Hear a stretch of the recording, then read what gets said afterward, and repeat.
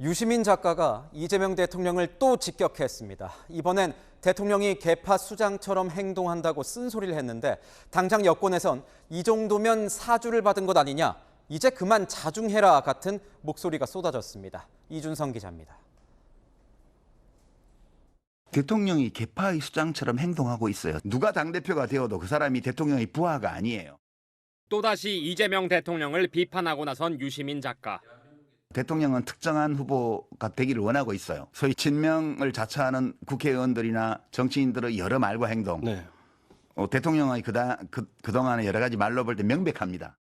이 대통령과는 공적인 관계로 충분하다며 만날 생각 없다고 선을 긋기도 했는데 친명계는 발칵 뒤집혔습니다. 개인적인 전지적 시점에서 약간 좀 허구에 의한 이러한 생각을 계속 논리를 뒷받침하다 보니까 계속 너무 앞서 나가신다. 맞지 않는다 해서. 강득구 최고위원은 사주를 받거나 불순한 정치적 의도가 숨어 있는 건 아니냐고 꼬집었습니다. 여권 내에선 이젠 그만 자중해야 한다는 목소리도 터져나왔습니다. 충정으로 하시는 말씀이라고 저는 생각하고 싶어요. 다만 그것이 이제 거듭되고 또 표현도 대단히 거칠고 수위가 높다 보니까 오히려 역풍도. 박지원 의원도 내란 세력을 돕는 결과로 국민들이 받아들일까 우려된다고 지적했습니다. 채널A 뉴스 이준성입니다. 전당대회가 한창 진행 중인 민주당에선 요즘 김민석 전 총리의 3대 예언이 화제가 되고 있습니다. 굵직한 정치 이벤트를 족집게처럼 예측해왔단 건데 이번에 들고 나온 신천지 개입설도 김 전 총리 말대로 결론이 날지 관심을 모으고 있습니다. 이솔 기자가 보도합니다. 김민석의 대예언 적중률 100%라는 제목과 함께 김 전 총리의 과거 발언들을 두고 온라인 커뮤니티에서 화제를 모으고 있는 사진입니다. 김 전 총리가 과거 윤석열 전 대통령의 비상계엄 가능성을 가장 먼저 경고했던 전례 등이 다시금 주목받으면서 최근 제기한 신천지의 전당대회 개입 의혹 역시 실제로 근거를 확보한 것 아니냐는 반응도 나옵니다. 본경선 첫날인 오늘 김 전 총리는 한 언론 인터뷰에서 황당하다, 근거를 내놔라, 사퇴하라는 반응이 있다면서 제가 생각을 전혀 안 하고 얘기하는 사람은 아니다라고 자신감을 보였습니다. 친명계 일각에선 후보 대신 당이 조사해야 한다며 속도 조절론도 제기됩니다. 후보가 의혹을 제기할 단계는 끝났습니다. 이제 사실관계를 확인하고 책임 있게 판단할 일은 당의 몫입니다. 친청계 불만은 계속 터져나오고 있습니다. 근거가 없으시면 당권에 눈이 멀어 국힘에게 억지 공격의 빌미를 줘 당의 명예를 훼손한 책임을 지고 사퇴하십시오. 이런 가운데 검경 합동수사본부가 6.3 지방선거 당시 신천지 신도들의 민주당 집단 입당 정황을 수사 중인 걸로 알려지자 정청래 전 대표는 SNS에 제가 당을 지킬 테니 당원들께서 저를 지켜달라고 썼습니다. 채널A 뉴스 이솔입니다. 이재명 대통령의 지지율이 갤럽 여론조사를 기준으로 취임 이후 최저치를 기록했습니다. 부정평가 이유로는 부동산 정책이 가장 높았습니다. 김민곤 기자의 보도입니다. 오늘 발표된 갤럽 여론조사 결과 이재명 대통령의 직무수행 긍정평가는 3주 연속 하락한 51%로 집계됐습니다. 한 달 만에 다시 최저치를 기록한 겁니다. 긍정평가 이유로는 외교와 경제, 민생 등이 꼽혔습니다. 반면 부정평가 이유로는 부동산 정책을 꼽은 응답자 비율이 22%로 가장 많았습니다. 직전 조사 대비 11%포인트 상승했습니다. 대통령 직무 부정평가 이유에서 부동산 문제가 최상위에 오르기는 현 정부 출범 후 처음이라고 갤럽은 설명했습니다. 이번 조사는 지난 21일부터 대통령이 직접 주재한 부동산 정책 토론회 당일인 어제까지 3일간 진행됐습니다. 관심도 클 뿐만이 아니라 문제 해결을 하려는 의지를 강하게 보였잖아요. 항상 부동산 규제할 때 그 결과가 그렇게 예상하는 바대로 안 나타났던 부분들이 있잖아요. 특히 보유세 인상안을 놓고선 여권 일각에서도 부정적 목소리가 나옵니다. 집 한 채 갖고 40대, 50대, 60대 부들부들 떠오르는 분들. 그게 삶이거든요. 보유세. 이거 더 늘리면 안 됩니다. 정부는 오는 27일 한성수 국무총리 주재로 토론회를 다시 열어 추가 의견 수렴에 나설 예정입니다. 채널A 뉴스 김민곤입니다. 네, 점점 등판 간격이 짧아지는 것 같은 유시민 작가가 어제도 작심 발언을 이어갔습니다.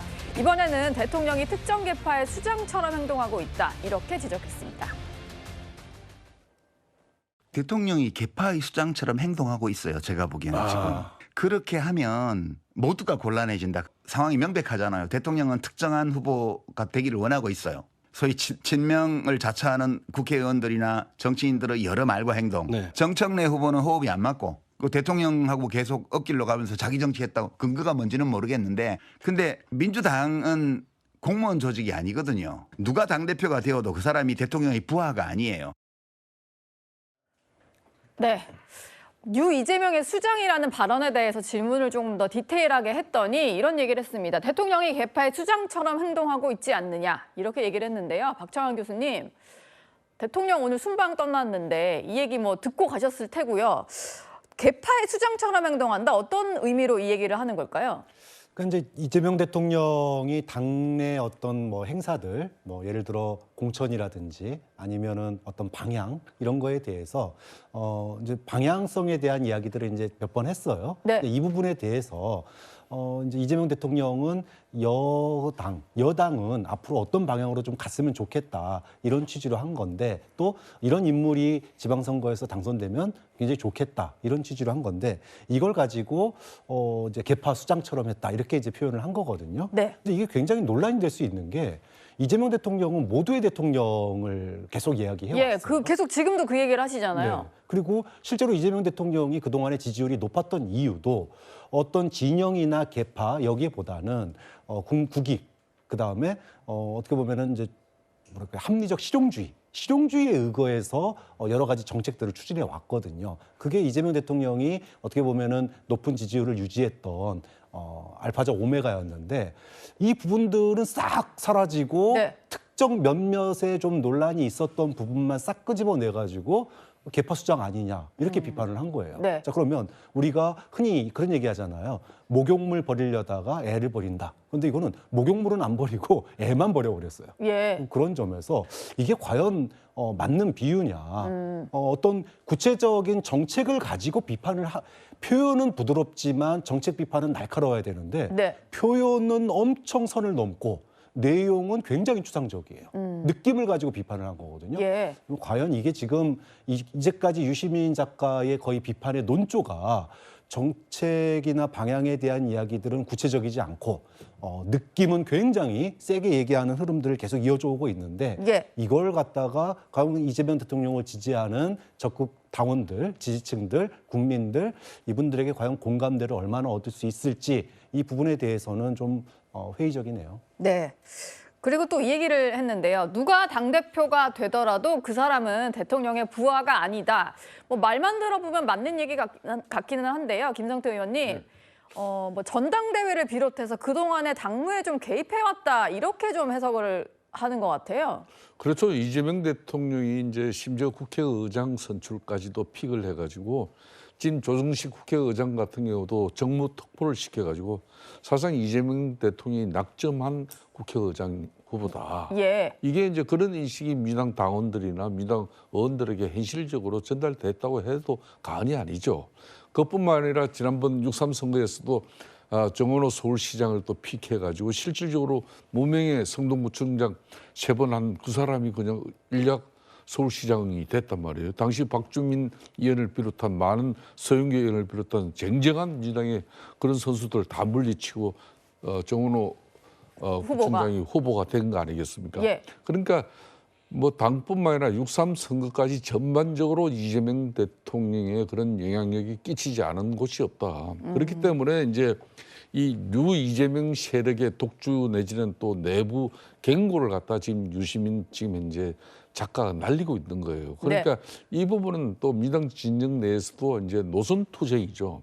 이 권력 투쟁하고 또 차원이 다른 부분이에요. 네. 그러니까 이재명 대통령은 민주 진보 진영의 정통성, 그러니까 적통이 아니다. 그런 측면에서 그런 사람이 대통령이 된 것까지는 좋은데 중도 실용주의 정부 주창하면서 뉴 이재명 패러다임 가지고 결론은 정치 지형 바꾸려고 하는 거 아니냐. 그런 측면에서 뭐 그럼 이재명 대통령 방식의 예언 확장이 맞는 거냐? 안 그러면은 민주 진보 진영의 결집을 통한 어떤 그런 앞으로 정권 재창출이 맞는 거냐? 그런 측면에서 지금 충돌이 이어지는 거예요. 그렇기 때문에 이 투쟁의 결론은 8.17 전당대회 결과물로 만들어질 겁니다. 8.17 전당대회 결과로 만들어질 것이다. 개파 수장처럼 행동한다면서 그 예시도 좀 들었는데요. SNS를 이용해서 일명 이제 샤라웃이라고 하는데 특정 인물을 좀 이렇게 띄웠다. 정원호 후보를 픽했다 뭐 이런 얘기를 했고 뭐 저런 식의 멸칭도 좀 이제 친명 진영에서 컨트롤하는 게 아닌가 하는 의혹이 있고 특정 후보가 되길 원하는 것 같다. 여러 가지 예시들을 들었습니다. 여선홍 부대변인님. 그러니까 지금 유시민 작가가 이렇게 가장 강력하게 나서는 이유는 외연 확장을 하겠다고 하면서 이제 뉴 이재명으로 대표되는 자기 사람들만 좀 챙긴다. 여기에 대한 불만 같기도 하고요. 근데 그게 저는 이제 공감이 안 되는 게 대통령이 외연 확장한다고 이른바 통합 인사, 보수 인사들 많이 기용했습니다. 근데 그렇다고 하면은 대통령이 지금 유시민 작가가 비판하는 것처럼 개파적으로 행동했냐? 그렇지가 않은 거죠. 오히려 보수 인사를 기용했기 때문에 결국은 유시민 작가가 하고 싶은 이야기는 지금 대통령이 전체 국민을 상대로 외연 확장하는 거는 맞지만 본인이 원하는 세력, 본인이 원하는 사람들은 뭐 잘 쓰지 않는다. 뭐 이런 얘기처럼 들려요. 결국에는 전당대회가 만약에 없다고 하면은 사실은 뭐 유시민 장관이 뭘 가지고 비판하는지 저는 이해는 안 되지만 몇몇 인사들 가지고 저렇게 생각할 수도 있겠다. 이런 생각은 할 수는 있지만 전당대회가 있기 때문에 지금 전당대회에서 개파처럼 활동하지 말아라. 그리고 뭐 대통령의 지배를 받으면 당이 해체된다. 이렇게 말하는 것을 보면은 지금 유시민 작가가 원하는 전당대회 당대표 후보가 있는 것으로 보여요. 그렇게 해석할 수밖에 없는 것 같습니다. 실제로 지금 많은 당대표 후보들이 유시민 작가의 대통령의 직격, 썩은 내가 난다, 개파의 수장 같다 이러한 발언에 대해서 많은 후보들이 비판을 하고 있지만 노코멘트 하고 있는 후보가 있습니다. 그러니까 그런 것을 보면은 유시민 작가와 저 특정 후보는 같은 팀이구나 이렇게 생각할 수밖에 없기 때문에 지금 유시민 작가의 저런 대통령을 향한 공격이 전당대회에 영향을 미치기 위한 행동으로 볼 수밖에 없는 것입니다. 지금 여선홍 부대변인 말씀 주신 것처럼 유시민 작가는 대통령의 인사에 대해서도 정면으로 비판하고 나섰는데요. 그 이유를 이렇게 말했습니다. 그 대통령의 정계 개편 이런 것도 의문들이 있어요. 그럼 왜 문재인 대통령을 정말 끔찍하게 비방하는 유튜브 방송을 장기간에 한 사람을 인사혁신처장으로 기용했을까? 멍청하게 해가지고 문재인 정부가 뭐 어떻게 됐다 이런 말씀을 왜 하신 거예요? 근데 공직에 나오기 전에 이야기라 제가 정확하게 기억나진 않는데 이재명 정부의 주요 인사들은 그런 사람이라도 괜찮은가? 그리고 소위 뉴 이재명이라고 해서 민주당의 원래의 그런 기본 가치나 이런 것들을 막 공격해야 되는 사람들을 왜 가까이 두는 거지 대통령은? 어떤 생각일까? 어제 인터뷰 그리고 얼마 전에 유튜브 방송을 좀 조합을 해보면 유시민 작가가 지적하는 인사가 이 3명 정도로 좀 압축이 됩니다. 낙마를 하긴 했지만 이해운 전 후보자, 최종석 인사혁신처장, 또 물러났던 이병태 전 부위원장인데요. 이현종 의원님. 그러니까 왜 이렇게 문재인 정부에게도 날선 비판을 했던 그런 사람을 굳이 외연 확장 명목으로 쓰느냐, 이런 얘기잖아요. 우선 이제 유시민 작가가 이제 대통령이 개파의 수장이 되려 한다 이야기했잖아요. 솔직하게 이야기해서 언제 대통령들이 개파의 수장 아닌 적이 있었습니까? 친노, 친문, 친박, 친이, 친윤 이어서 친명까지 다 보면 그 이름이 붙어 있잖아요. 그 이유는 결국은 대통령이 특정 세력을 사실상 대표하고 있는 거고 그러다가 이제 그런 걸 기반으로 해서 외연 확장 좀 하는 거 아니겠습니까? 근데 왜 그러면 유시민 작가는 다른 대통령은 다 놔두면서 왜 굳이 이재명 대통령에 대해서 저렇게 어떤 이 개파의 수장으로 비판할까? 일단 거기에 저는 의문이 있는 것이고 맞는 말이죠. 사실은 대통령 개파의 수장이면 안 되죠. 모두의 대통령이 돼야 되고 그러니까 지금 유시민 작가 하는 이야기는 상당히 이제 공자 말씀이에요. 맞는 말씀이에요. 말은 다 맞는 말이고요. 말은 다 맞는데 이제 문제는 그 화자가 이제 유시민 작가이기 때문에 이게 이제 논란이 되는 거거든요. 그럼 당신은 그럼 예전에 다른 대통령 똑같이 비판했나?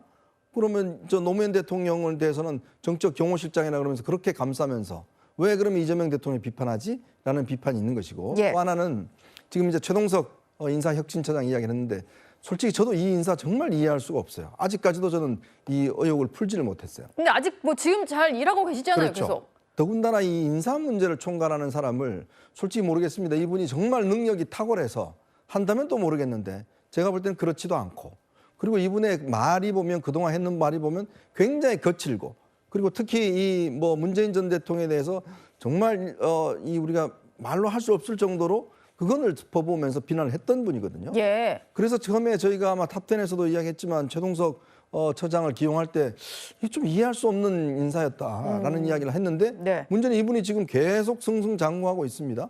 여전히 대통령 뭐 인사말 줄 때 옆에 있는 분이잖아요. 그러니까 이제 이게 이해할 수 없는 측면이 있는 것 같아요.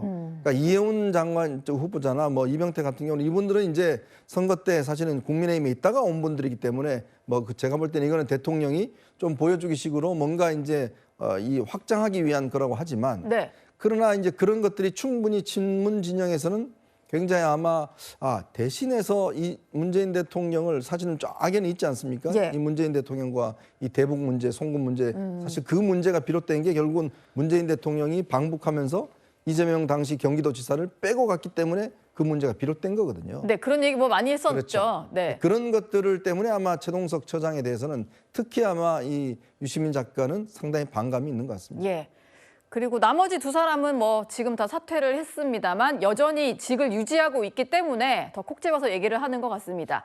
유시민 작가가 인터뷰에 나설 때마다 적극적으로 비판하고 있는 분이 DJ 대통령의 영원한 비서실장 박지원 의원인데요. 유시민 작가도 박지원 의원을 언급했습니다. 그 목소리 들어보시죠.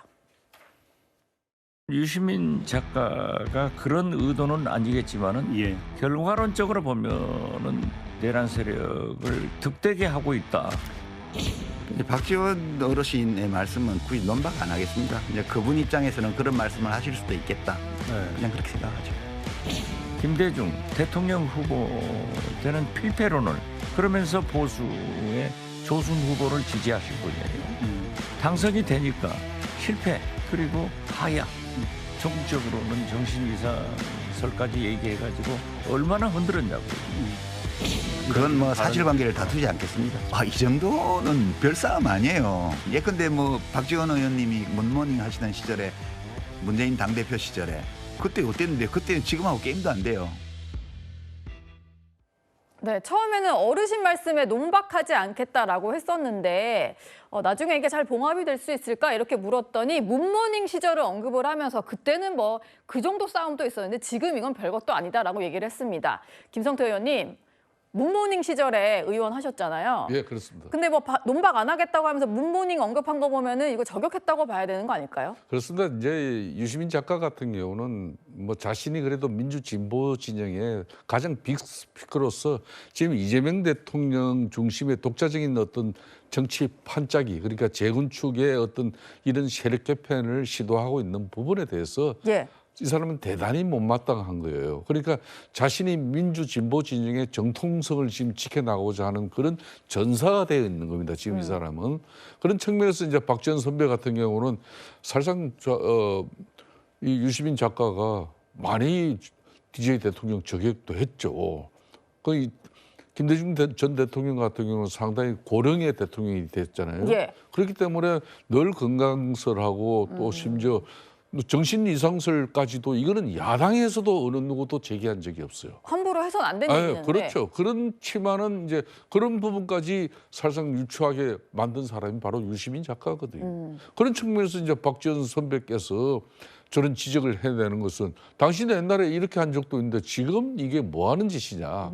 그렇다고 해서 이제 박지원 선배 같은 경우는 역대 그러니까 민주당 정권이 설 때마다 그 정권에 항상 우호적인 주류의 입장을 대변한 분은 사실이에요. 그러니까 뭐 그게 계속 끝까지 또 지속될는지 그건 의문입니다만 지금 박지원 선배께서 보는 그런 지금 유시민 작가의 저 발언 행태는 대단히 민주당의 지금 향후 이제 미래가 위험한 상황으로 갈 수 있다는 그런 측면에서 높아지면서 던지는 이야기예요.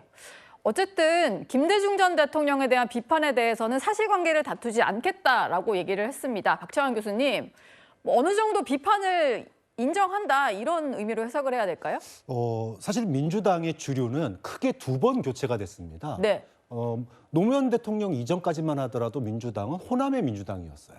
그래서 근데 노무현 대통령이 당선되고 나서 소위 말해서 86세대가 되고 들어왔고 네. 또 부산을 중심으로 한 신흥 세력이 주류로 들어서게 됩니다. 그때 구주류와 비주류 사이에 엄청난 갈등이 있었어요. 많은 사람들이 기억하겠지만 난닝구 백바지 사건이라고 예. 그때 새로운 주류로 등장한 사람이 유시민이었습니다. 결국은 구주류로 쫓겨났잖아요. 쫓겨나서 어떻게 했습니까? 노무현 탄핵에 동참했습니다. 그걸 통해 가지고 민주당의 주류가 소위 오늘날의 친노 친문으로 주류가 바뀌게 됩니다. 네. 자, 그런데 이 주류가 또 한 번 바뀌게 되는데 그게 바로 지난 총선과 이번 지방선거예요.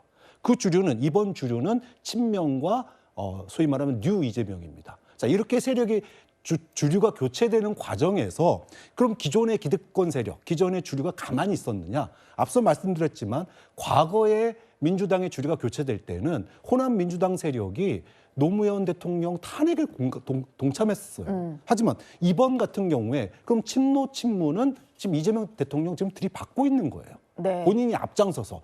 그럼 왜 과거에 김대중 대통령 세력과 싸웠던 거에 대해서 말하지 않느냐? 그 당시에는 그 주류 교체에 가장 선봉에 섰던 사람이 자신이거든요. 예. 근데 이제는 자신이 주류 교체의 대상이 된 겁니다. 자, 그러다 보니까 과거의 역할에 대해서 굳이 언급하지 않는 거 아니냐. 그리고 앞서서도 왜 문재인 전 대통령 공격했던 사람들을 지금 기용하느냐 그랬는데 그거 절반만 얘기한 겁니다.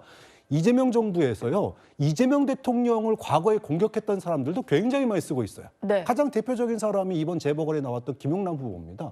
김용남 후보 저 방송하면서 이재명 대통령 과거에 얼마나 많이 비판을 했는데요. 그런 사람들이 한둘이 아니에요. 자, 이렇게 유시민 작가의 지금의 논란의 본질은 주류 교체에 따른 불만 제기고요. 예. 그 주류 교체에 따른 불만 제기가 그러다 보니까 굉장히 감정적이다. 그래서 왜 날카롭게 비판하냐?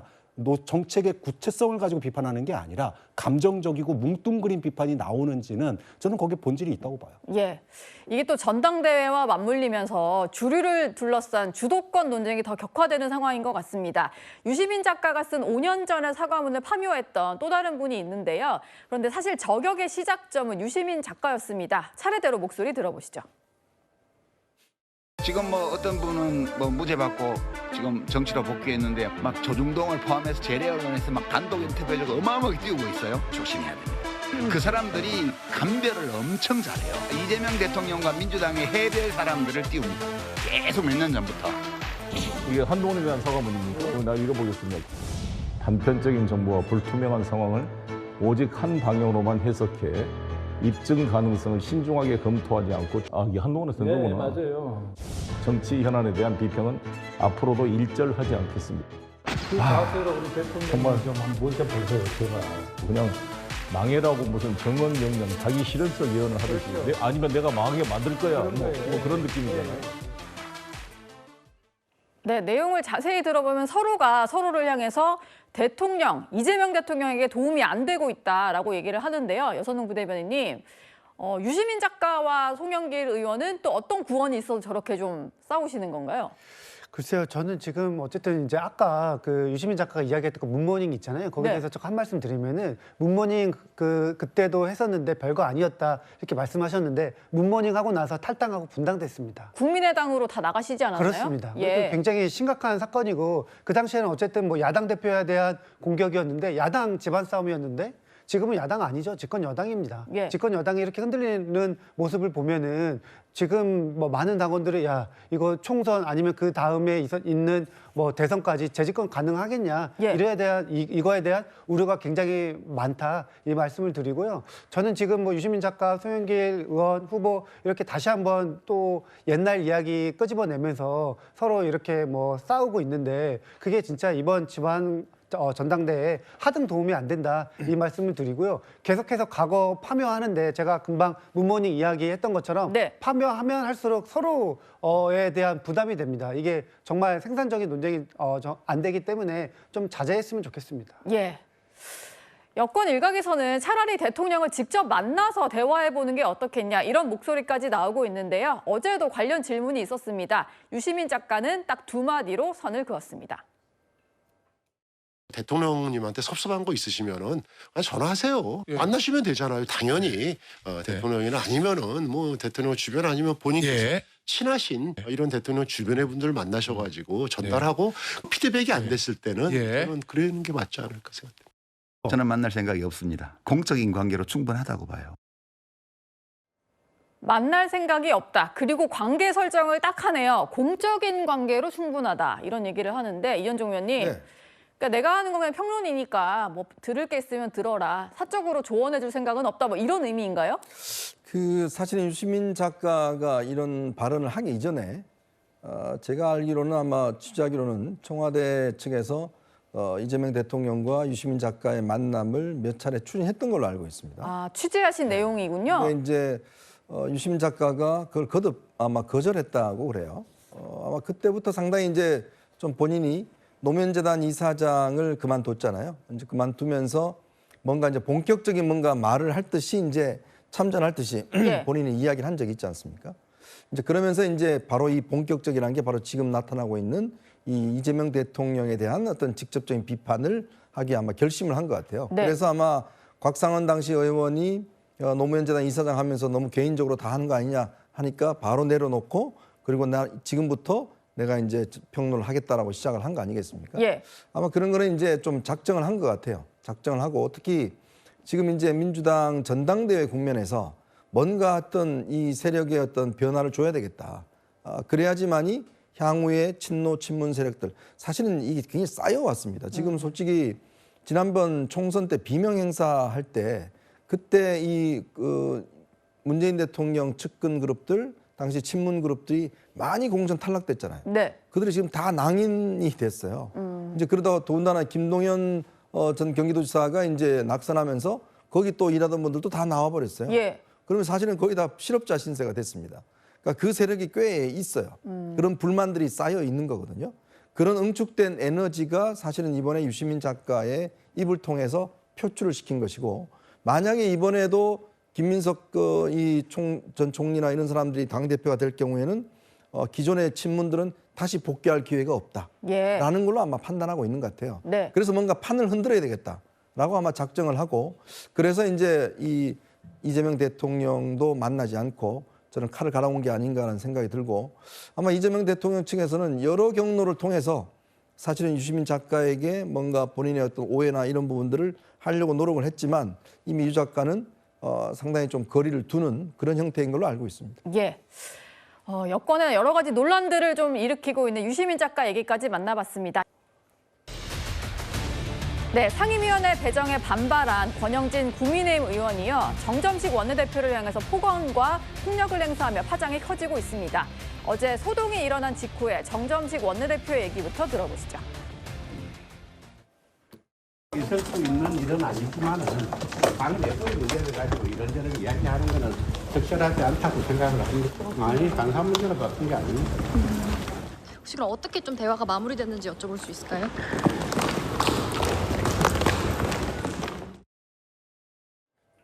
네, 원내대표가 되면 원구성 협상을 하느라고 상대당과도 논의를 해야 되지만 상위 배정을 놓고 의원들의 어떤 민원도 다 처리를 해줘야 되다 보니까 머리가 많이 아프다고 하는데요. 여기 원내대표 지내신 김성태 의원이 나와 계셔서 좀 여쭤보겠습니다. 아무리 그래도 멱살잡이까지 하는 것은 좀 못 보던 일인 것 같은데요. 어떠셨나요?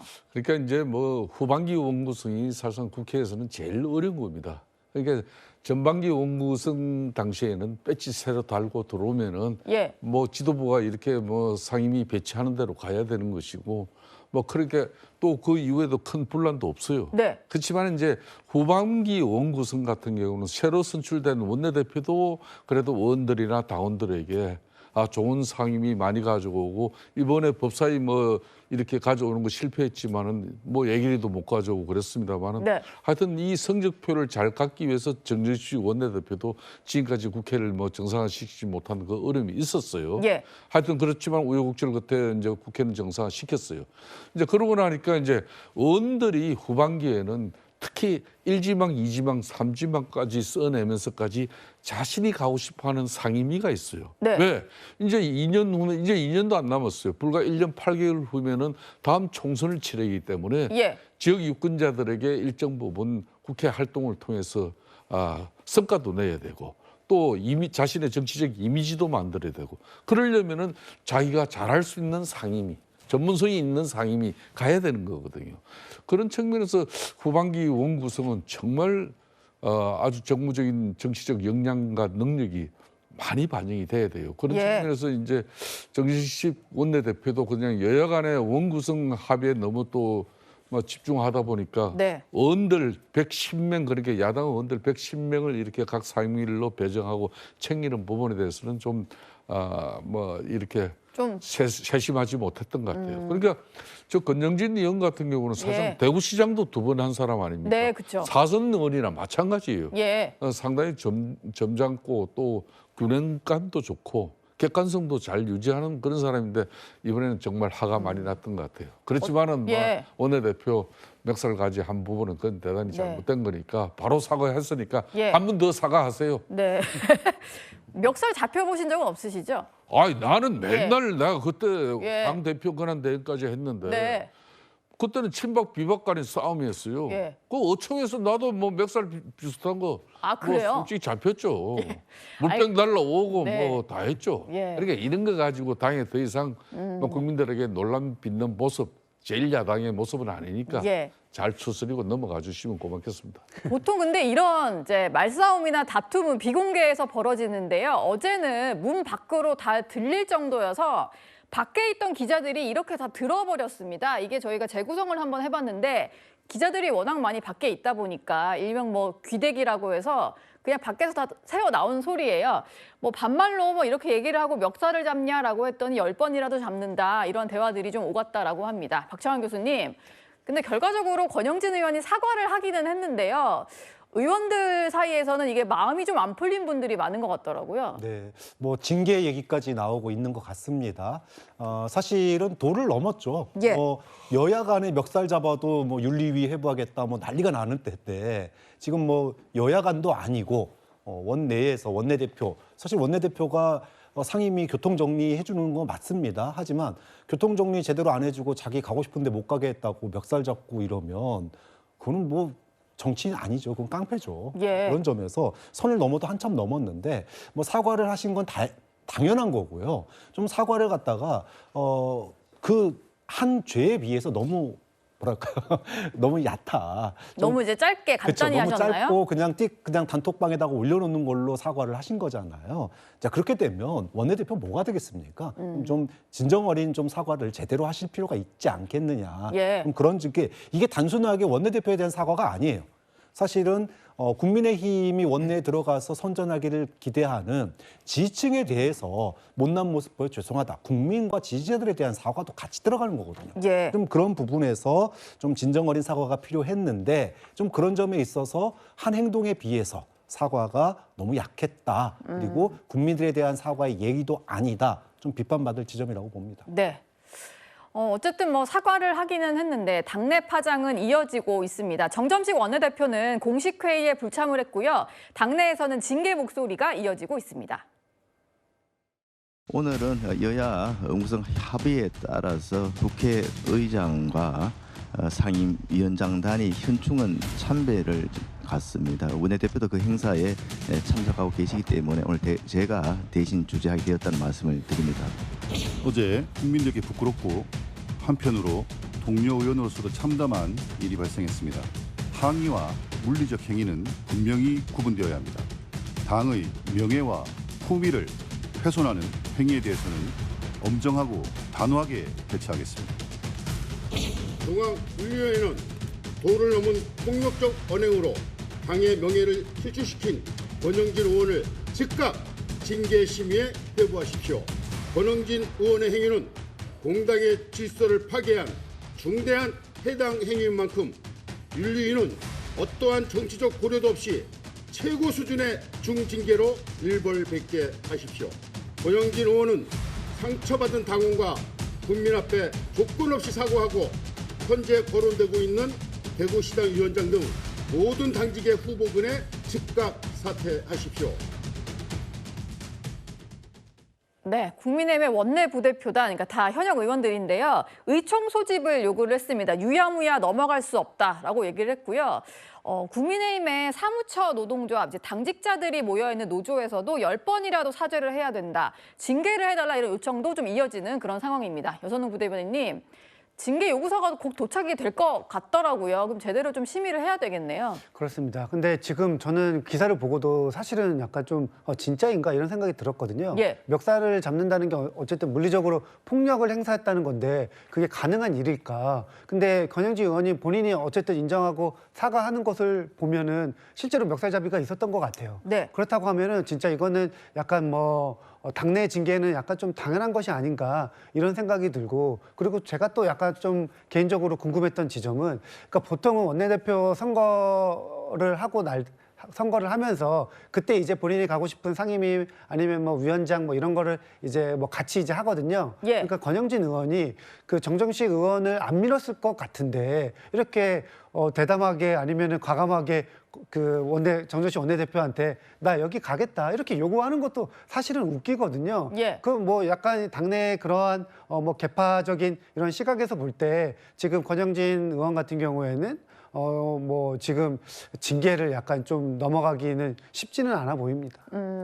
그리고요, 공교롭게 지금 시도당 위원장들을 선출을 하고 있는데 권영진 의원이 대구시당 위원장으로 단독 입후보한 상황이었습니다. 근데 이게 논란이 워낙 커지다 보니까 불출마를 선언을 했거든요. 이현정 위원님, 네. 본인의 입장에서도 지금 정치적으로도 좀 시당 위원장직도 놓치게 되고 좀 많이 문제가 커지는 것 같아요. 그러니까 순간적인 분노를 좀 본인이 억제하지 못하고 그걸 이제 표출한 것 같아요. 아무래도 이제 1, 2, 3지망을 다 안 시켜주니까 아무래도 권영진 의원이 당내 이제 소장파로서 당 지도부에 대한 비판을 많이 해왔지 않습니까? 네. 이제 그런 것들이 때문에 나를 이렇게 하는 것인가라는 아마 그런 생각도 있었을 것 같아요.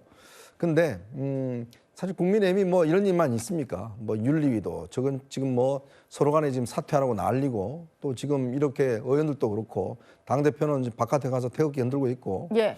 뭐 지금 사실 국민의힘이 저는 솔직히 당이 아닌 상황인 것 같습니다. 그래갖고 맨날 이거 뭐 일만 생기면 다 징계하라 그러고, 예. 또 징계할 수 있는 윤리위원회는 지금 뭐 사퇴해버리고 뭐 이런 상황이지 않겠습니까? 그러니까 뭔가 당의 질서가 지금 혼돈 상태에 있는, 질서가 정리되지 않는 상황 같아요. 네. 그 이유는 뭐겠습니까? 결국 당 지도부가 제대로 서지 않는 상황인 것 같아요. 아니 심지어 최고위원이 기자들 앞에서 자기 당 의원들을 상대로 해서 아주 쌍욕을 하는 일까지도 벌어졌지 않습니까? 그럼 그건 놔둬야 됩니까? 마찬가지 그것도 징계를 해야죠. 그때는 다 또 이쪽에서는 다 입 다물고 있어요. 가만. 예. 그러니까 마찬가지 또 이렇게 권영진 의원이 일어나니까 또 반대편에서는 또 징계하라고 저렇게 하고 있고, 끝이 없는 싸움이죠. 네. 그러니까 이걸 누군가는 이런 고리를 끊어줘야 될 겁니다. 근데 그 고리를 끊어줘야 될 사람이 그래서 별로 뭐 생각이 없는 것 같으니까 아마 이런 파동들은 계속되지 않을까 싶습니다. 예. 뭐 민주당이나 국민의힘이나 조용한 당이 없는 것 같습니다. 근데 지난 지방선거 앞두고 오동석, 오세훈, 한동훈, 이준석 연대 이런 말이 처음 등장을 했었습니다. 오 시장의 1심 선고 결과가 나온 뒤에 다시 오동석이라는 말이 등장하고 있는데요. 먼저 오늘 있었던 예결위 회의장 모습부터 보고 오겠습니다.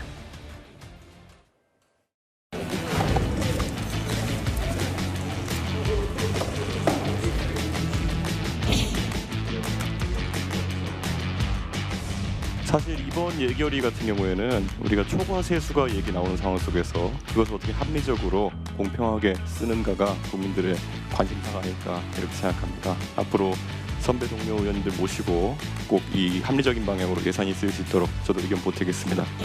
국가의 돈이 무한정 있으면 뭐든 할 수 있어서 정치는 필요 없을 겁니다. 국가의 돈이 제한되어 있으니까 우선순위를 정하는 게 정치의 몫이라고 생각하는데 결국 그 천병에 우리 예결위원회가 있다고 생각합니다. 국민의 피 같은 돈을 정말 피같이 아끼면서 그러면서도 큰 결단은 과감하게 하고 세심한 방법으로 잊지 않는 국회가 그리고 예결위가 됐으면 좋겠습니다.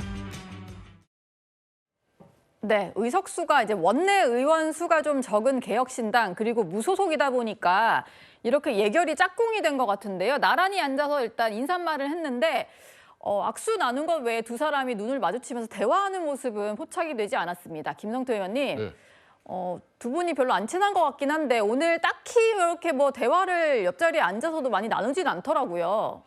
그렇게 하면 이제 뭐 예결위 위원 구성되고 처음 뭐 저런 자리에 앉았으니까 이제 앞으로 이제 예결위가 많이 이제 진행되기 때문에 뭐 앞으로는 이제 서로 인사하고 이야기 나눌 수 있는 시간이 많아질 것 같아요. 그러니까 한동훈 의원 그게 지금 이제 보궐선거를 들어간 지 몇 개월 안 됐는데 한 달 좀 넘었는데 예결위원까지 이렇게 배정받고 괜찮네요 보니까. 괜찮네요. 예. 저거는 인기 상임이잖아요, 저기. 그렇죠. 민주당하고 이제 국민의힘 제1야당하고 원내 협상 결과로서 한동훈 의원을 갖다 예결위원으로 이렇게 배정하는 건 아니에요. 예. 저거는 이제 아마 국회의장이 조정식 국회의장이 무소속 의원 같은 경우는 상임위 배정 권한도 국회의장이 가지고 또 예결위원 배정도 역시 국회의장 권한으로 판단하는 거거든요. 네. 이제 인숙 의원 같은 경우는 개혁신당 몫으로 아마 전 배정이 된 것 같아요. 그런 예. 측면에서 이제 앞으로 두 분이 그렇잖아도 이제 뭐 보수 진영에 앞으로 많은 큰 변화를 이끌 그런 뭐 핵심적인 어떤 뭐 기대를 걸고 있는 만큼 두 사람이 이제 예결위장에서 본인들을 질의하고 뭐 답변 구하는 그런 시간 아니라면은 솔직히 이런저런 이야기 많이 하거든요. 예. 이런저런 이야기 많이 해가지고 서로 앞으로 보수 진영의 정치 발전을 위해서 큰 뭐 서로 간에도 또 신뢰를 쌓는 그런 시간이 되기를 저는 바라겠습니다. 예. 이게 예결위는 밤 늦게까지 회의하는 일이 많아서 짝꿍이 된 이상 앞으로 좀 친하게 지내지 않을까 뭐 이런 생각도 해봅니다. 예결위에는 워낙 많은 의원들이 포함이 되다 보니까요. 회의장도 저렇게 크고요. 한동훈 의원이 민주당 의원들을 찾아다니면서 인사를 하는 모습도 볼 수가 있었는데 어제 예비경선 최고위원 후보에서 컷오프된 이건태 의원을 저렇게 찾아가더라고요. 박창환 교수님, 두 사람의 또 관계가 공교로운 게요. 토론하기로 했다가 이건태 의원이 하루 만에 취소한 그런 인연도 있잖아요. 네, 사실은 이건태 의원이 뭐 체면을 확 구겼습니다. 뭐 칼을 뽑았으면 무라도 썰어야 되는데 예. 왜 그런 토론을 하자고 그랬을까? 결국은 뭐 지금 와서 돌이켜 보니 이게 예비 경선에서 아무래도 좀 뭐랄까 표가 뭐 안 모이니까 예비 경선의 홍보용으로 지금 한 거 아니냐. 근데 결국은 감당 못하고 이제 결국은 토론을 취소했는데 결과적으로 경선은 경선대로 떨어지고 네. 최고위원 경선은 경선대로 떨어지고 그리고 본인의 어떤 소위 말하면 당원들의 어떤 기대감, 이 기대감은 대로 또 낮추고 좀 이런 측면에서 뭐 이건태 의원으로서는 오늘 저렇게 한동훈 의원이 먼저 인사해 줬을 때 굉장히 뻘쭘하고 예. 또 언론에 이렇게 노출되는 것도 굉장히 좀 오늘 좀 부담스러운 그런 한 장면으로 꼽히지 않을까. 좀 본인한테는 흑역사 한 장면 같이 그런 느껴지는 사진이 될 수도 있을 것 같아요. 예. 오늘은 저렇게 인사를 나눴지만 그간 두 사람은 날선말들을 서로 주고받았었습니다. 지난 20일에 이건태 의원이 한동훈 의원을 향해서 이런 얘기를 했었죠. 검찰 문패를 내린 최대 책임자다. 이렇게 지적을 하자 한동훈 의원은 이렇게 맞받았습니다. 원래 도망가는 사람이 말이 거칠어지는 법입니다. 그럼 왜 토론에 응한다고 했죠? 그 이전에는 상황이 달라졌나요? 더불어민주당이 바로 이런 제도를 토론에도 나오지 못할 정도로 자신 없으면서도 밀어붙이고 있는 겁니다. 네, 토론이 무산돼서 저희가 뉴스탑10에서 한번 모셔서 얘기를 들어봤었는데 그날 또 이건태 의원은 나라를 팔아먹은 친일파 이완용의 비유를 했고요. 당원 압박에 도망쳤냐 이런 식으로 두 사람이 설전을 좀 이어갔습니다. 조금 전에 국회에서 들어온 속보를 좀 짚어볼까 하는데요. 민주당이 좀 논의를 하는가 싶더니 보안수사권 폐지, 형사소송법 당론을 확정지었다는 속보입니다. 전면 폐지하기로 당론으로 추인을 했다고 하고요. 이르면 30일 본회의에서 법안을 처리할 가능성이 있습니다. 네, 한동훈 의원이 또 즉각 입장을 냈는데요. 민주당이 끝내 범죄자 편에 서기로 했다. 당론이 정해졌으니 이제는 당당하게 토론을 하자. 국회 토론을 잡을 테니 나와라. 이렇게 제안을 했습니다. 이현종 의원님, 네. 이게 당론이 정해지지 않았다 보니까 토론이 힘들다 이런 분석도 있었는데 당론 정해졌으니까 이제 실제로 좀 해도 되겠네요. 안 나올 것 같은데요. 그래요? 이거는 뭐 당론 정해진 거와 달리 사실 논리적으로 이 문제를 아마 국민들이 토론하면 민주당에서 나올 사람은 없을 겁니다. 왜냐하면 이거 뻔하잖아요. 지금 이 보안사건 전면 폐지 이번에 통과시키는 것은 결국 지금 이 문제가 이 전당대회 핵심 이슈가 되다 보니 예. 사실 김민석 후보나 이쪽에서 지금 굉장히 불리한 국면에 있다 보니까 이 논란 이거를 갖다가 했던 이 주제를 없애기 위해서 지금 통과시키는 거거든요. 이 변수를 없애기 위해서.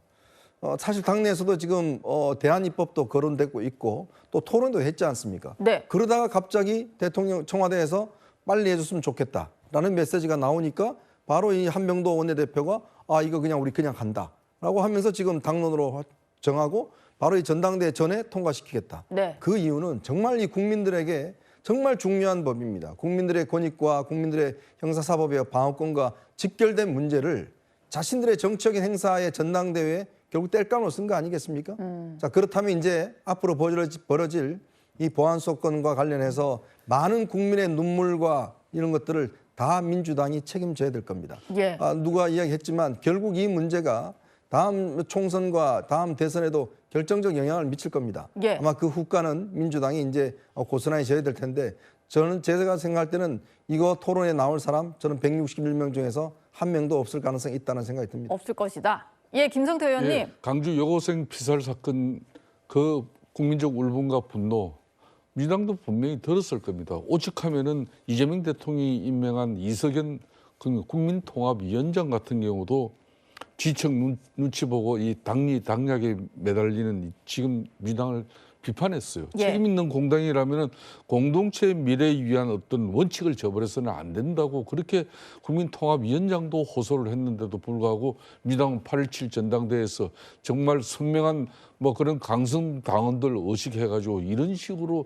결정 내버린다는 것은 저는 국민들 우롱하는 처사로밖에 볼 수 없는 겁니다. 예, 뭐 민주당에서도 여러 가지 이제 보완 대책들을 더 논의하겠다 이런 입장이기는 합니다. 저희가 지금 오동석 얘기를 좀 하고 있었는데요. 오세훈 시장 얘기로 좀 넘어가 보겠습니다. 오세훈 시장은 어제에 이어서 오늘도 바쁜 일정을 소화하고 있는데요. 오늘은 박홍근 기획예사처 장관을 만나서 국비 지원을 좀 확대해달라 이렇게 요청을 했습니다. 박창환 교수님, 차질 없이 뭐 시정도 챙기고 서울시에 대한 어떤 지원도 요청을 하고 재건축도 속도 내겠다라고 하는데 이게 1심 선고가 워낙 좀 이제 충격적으로 나오다 보니까 나 아직까지 이제 건재하다 이거 좀 널리 알리기 위한 것 같기도 해요. 오세훈 시장은 직업이 서울시장이라고 해도 과언이 아닐 정도로 서울시장을 오래 하신 분입니다.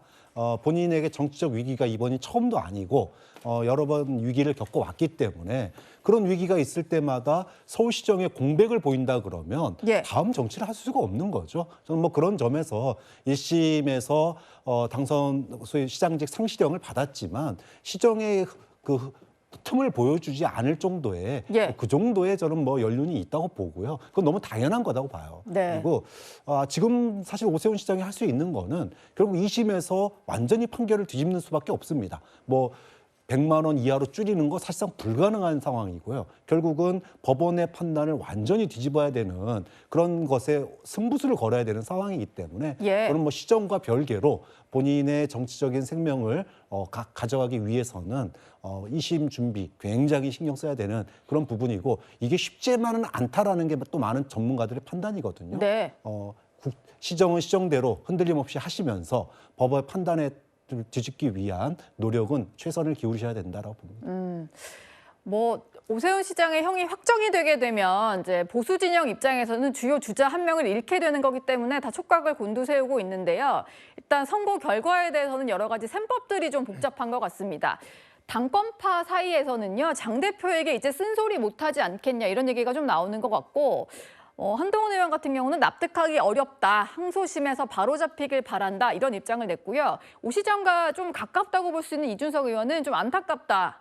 많이 좀 걱정을 하고 있는 것 같습니다. 여선웅 부대변인님, 오 시장의 1심이 오동석 연대에 또 어떤 영향을 미칠 거냐 여러 가지 해석들이 좀 있는 것 같아요. 근데 저는 이제 우리 오동석 연대에 대해서 뭐 이른바 이제 뭐 친한계나 아니면은 반장동혁 뭐 지지층들이 약간은 좀 기대를 하시는 것 같은데 저는 여기에 대해서 뭔가 약간 좀 뭐 기대할 만한 것이 있나 이런 생각이 들어요. 예를 들면 오세훈 시장 같은 경우는 원내 뭐 국회의원이 아닙니다. 그냥 국민의힘 소속 서울시장이고 한동훈 의원도 무소속. 예. 그리고 이준석 뭐 대표도 개혁신당. 그렇기 때문에 지금 뭐 예를 들면은 한동훈 복당이나 여러 가지 장동혁 대표를 견제하기 위해서는 국민의힘 안에서 뭐 이른바 원내에 있는 배지들, 그러니까 국회의원들의 조금 연합 뭐 이런 것들이 더 중요하지, 외곽에 있는 원외 인사들 그리고 또 같은 당이 아닌 사람들과 같이 뭔가를 연대를 한다는 게 장동혁 대표 입장에서 보면은 전혀 압박카드가 될 것 같지는 않아요. 네. 근데 어쨌든 지금 오세훈 시장 입장에서는 약간은 좀 위기인 상황이기 때문에 뭐 한동훈 의원이나 이준석 의원과 뭔가의 접점은 조금 더 늘어날 가능성은 있지만 장동혁 대표한테는 별로 이렇게 큰 뭐 스트레스거리가 아니다 이렇게 생각이 듭니다. 예.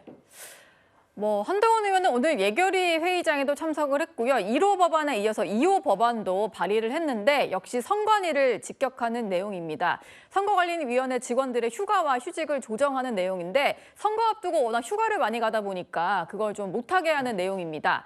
이현종 의원님, 네. 당선 직후부터 좀 예고됐던 내용이기는 한데 최근에 좀 선관위 이슈를 보면은 장동혁 대표나 당권파들이 좀 가지고 가잖아요. 다시 좀 주도해보겠다 뭐 이런 생각으로 발의를 지금 한 걸까요? 이제 뭐 선관위 이슈가 계속 이제 올림픽 공원에서 시위도 이루어지고 있고 하지만 실질적으로 그러면 대책이 뭐냐라고 했을 때는 결국 입법으로 지금의 어떤 선관위를 개혁하는 거지 않겠습니까? 예. 그래서 1호 법안으로 이제 선관위의 어떤 감찰 권한들 이거는 이제 감사원 감찰을 할 수 있도록 하는 법안을 냈고 2호 법안으로 참 저는 희한해요. 이 선관위 직원들 평소에 별 일도 없는데 평소에는 열심히 일하다가 선거 때만 되면 휴가를 가요. 예. 뭐 육아휴직이나 뭐 등등 해서 휴가를 가는데 뭐 가도 되는 휴직이긴 한데 글쎄요. 육아휴직도. 왜 그런 예를 들어서 뭐 저희 기자들 같은 경우도 뭐 저희 정치부 기자 같으면 막 평소에 열심히 일하다가 선거 때만 휴가 가버리면 그러면 회사에서 뭐라고 그러겠습니까? 예. 그러니까 이게 말이 안 되는 거거든요. 자기가 맡은 임무를 가장 열심히 해야 될 때 그거를 중심으로 해서 사실 휴가 일정도 사실은 조정을 해야 되거든요. 예. 일이 없을 때 휴가 간다든지 그것도 저는 이 직업인으로서 당연히 해야 될 일이라고 봅니다. 마찬가지로 선관위 직원들도 본인들의 어떤 뭐 육아나 임신이나 등등도 사실 선거가 없는 해에 좀 맞춰서 하는 것이 저는 직업인이 있는데 문제는 그때만 되면 이 휴직 기간이 확 늘어나 버려요. 네. 그리고 또 다시 선거 끝나면 다시 복직하고 또 선거 있으면 또 휴직하고. 그러니까 그래서 이게 이제 여러 가지 근로기준법이나 등등에서 어떤 권한을 침해한다고는 하지만 그러나 이 선관위의 고유 업무가 결국은 선거 관리지 않습니까? 네. 그럴 때는 이 휴가를 좀 제한하는 뭐 그런 법안을 냈는데 저는 굉장히 타당한 법안이라고 저는 생각이 듭니다. 네.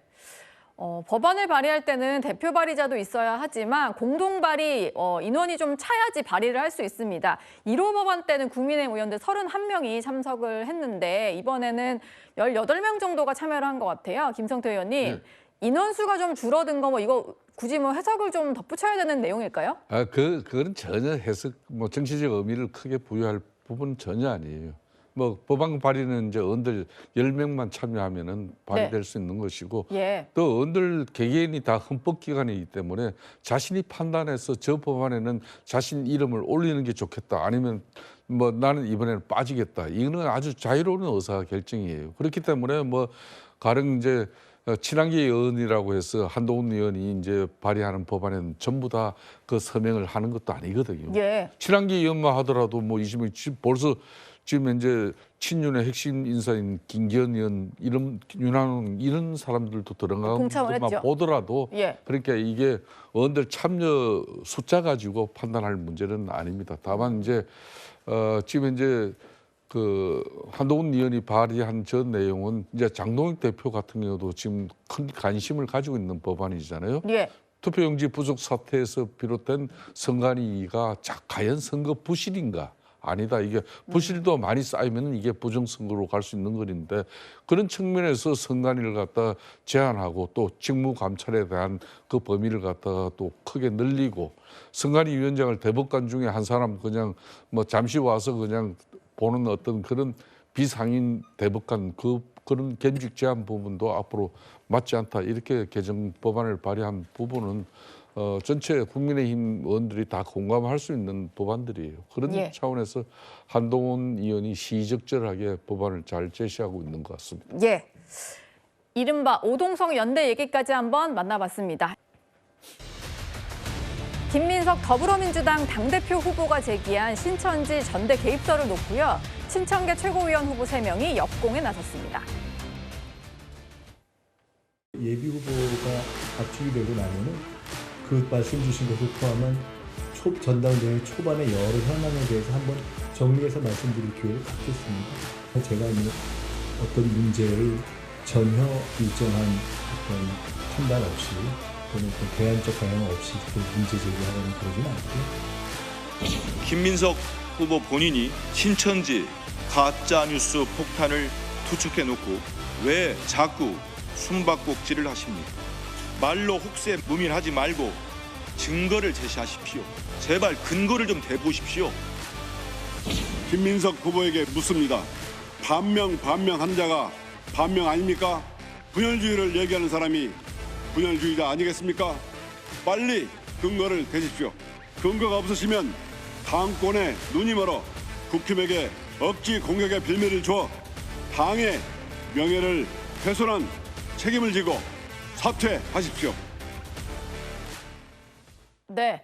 최고위원 후보 3명, 친청계 후보 3명이 어제 다 컷오프를 통과를 했는데 오늘 합동 기자회견을 열었습니다. 추진문 교수님, 그러니까 뭐 이게 예비 경선 결과 나오면 김민석 후보도 근거를 좀 제시할 것처럼 얘기를 했었잖아요. 그러니까 근거 제시하라. 이렇게 역공을 폈는데 뭐 조만간 어떤 실질적인 증거를 좀 제기를 할 수 있을까요? 조금 이따가 더 얘기 나누겠지만 오늘 이제 언론에 보도된 내용을 보면 신천지가 조직적으로 민주당의 선거에도 개입했다는 정황들에 대한 의혹들이 있어서 검경 합동수사본부가 수사를 하고 있잖아요. 예. 그런 것들이 증거가 될 거라고 봐요. 그러니까 지금 저 친청계라고 불리는 세 분은 마치 김민석 후보가 정청래 후보를 공격하는 것처럼 이렇게 말씀을 하시는데 그런 개념으로 얘기한 게 아니고 민주당의 선거에도 신천지가 개입했던 정황들이 있었다. 네. 그런 부분들을 경계하고 이번 선거에서 전당대회에서 신천지가 그런 행동을 하지 못하도록 만들자 이런 주장을 한 거예요. 네. 근데 저 세 분은 마치 이제 김민석 후보가 정청래 후보가 마치 신천지와 연관된 것처럼 주장했다 이렇게 이제 생각을 하셔서 저렇게 얘기를 하시는 것 같아요. 근데 그런 의미는 전혀 아니고요. 예. 김민석 후보도 몇 번 얘기했잖아요. 특정 후보에 대해서 얘기한 게 아니라 신천지가 국민의힘에 개입했던 것처럼 민주당의 선거에도 2021년부터 24년 사이에 이건 김민석 후보가 얘기한 게 아니고 오늘 언론에 보도된 내용입니다. 예. 그런 정황들을 아마도 알고 있었던 것 같고 그런 부분에서 얘기했다고 저는 생각해요. 그러니까 예방적 차원에서 신천지가 이번 전당대회에 개입하거나 아니면 조직적으로 어떤 특정 후보를 지지하려고 하는 그런 농단을 할 생각하지 말아라 라고 네. 하는 차원에서 얘기했기 때문에 네. 그와 관련된 내용들을 증거로 제시하지 않을 그렇게 전망이 됩니다. 친명계인 강두구 의원은 이제 당이 나설 차례다라고 얘기를 했는데요. 최민희 의원은 이 말에 대해서도 즉각 반박했습니다.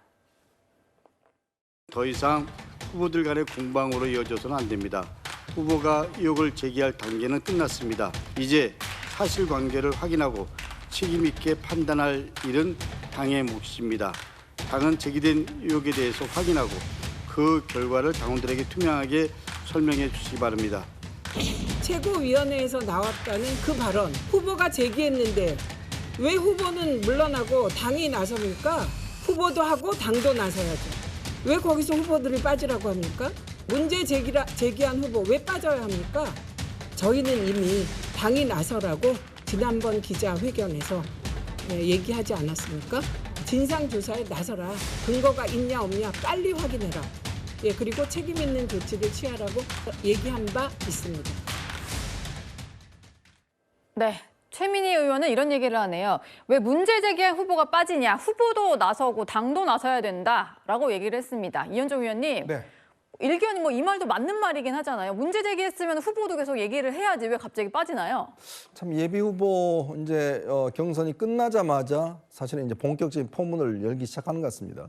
결국 신천지 문제인데 사실 지금 국민의힘에서도 신천지 문제가 꽤 논란이 됐고 국민의힘 같은 경우는 수사로 이어져서 5만 6천 명이 신도들이 가입했다는 사실이 밝혀져서 뭐 이만희 교주가 구속되기도 했지 않습니까? 네.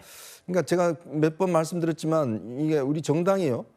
이중당적 문제에 대해서 사실은 이게 통제가 못합니다. 아, 그럼 국민의힘 금지가 돼 당원이 민주당 가입도 되고 이런 그렇죠. 거예요? 그거는 뭐 밝힐 수 있는 방법이 없어요. 예. 지금 개인정보라는 이유로 해서 이중당적이라도 만약에 후보자로 예를 들어서 이제 본인이 입후보를 하면 그때는 선관위가 그걸 가르는데 문제는 그 전에 이중당적 문제에 대해 일체 가를 수가 없어요. 네. 그러니까 신천지라는 이 종교 집단이 본인들의 어떤 합법적 또 본인들의 어떤 이 사업을 위해서 주로 이제 본인들이 뭐 어떤 건물을 짓는다든지 이런 지역에 그런 지역의 신천지 신도들이 집단적으로 가입을 해서 본인들이 원하는 후보를 뭐 당선시키는 이런 활동을 했다라고 지금 또 검경수사본부가 지금 수사하고 있다 밝히고 있지 않습니까?